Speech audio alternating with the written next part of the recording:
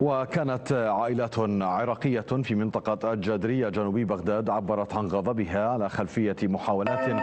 مستمرة من قبل مجاميع مسلحة ومتنفذة للاستحواذ على أملاكهم وأراضيهم ومزارعهم التي ورثوها من أجدادهم منذ أكثر من 120 عاما. تلك القضية أصبحت حديث الشارع العراقي وحازت الاهتمام الشعبي، خاصة وأنها ليست المرة الأولى التي تسعى فيها جماعات متنفذة إلى قضم الأراضي العائدة للمواطنين، مستغلة ضعف تطبيق القانون وإمكانية التزوير والتلاعب بالعقود والوثائق الثبوتية. وقبل ذلك دخل التيار الصدري خط القضية لمنع محاولات الاستيلاء على أراضي المواطنين.